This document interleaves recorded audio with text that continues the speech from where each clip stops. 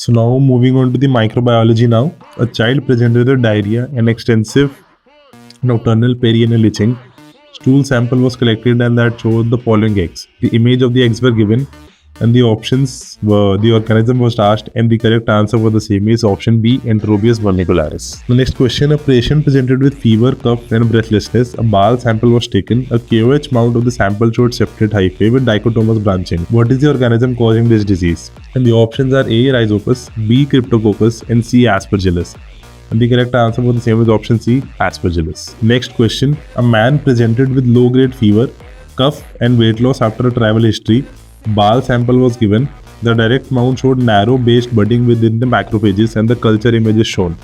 What is the likely disease? And the correct answer for the same was option B, histoplasmosis. The next question, a patient presented with edema of the lower legs. A peripheral blood smear showed the following organism. The organism was given and the likely cause of edema was asked and the answer was option A, obstruction of the lymphatic vessel. The next question is, a boy of an old age home owner bought raw milk for all the people living in it.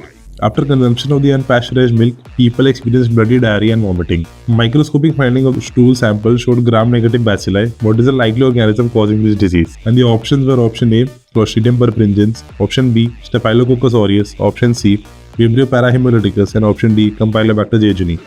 The correct answer for the same is option D, Campylobacter jejuni. The next question, an abattoir worker developed a subcutaneous ulcer. A positive McFadden's reaction is used for diagnosis of which of the following organism?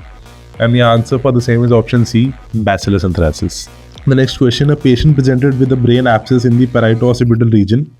Laboratory finding shows gram-positive filamentous bacteria with a positive modified gene staining and paraffin bait technique. Which of the following is a likely organism?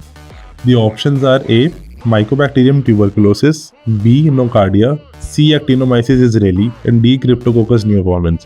And the correct answer is option B, Nocardia. So the next question, what is the best PCR method to use in the diagnosis of organisms causing meningitis?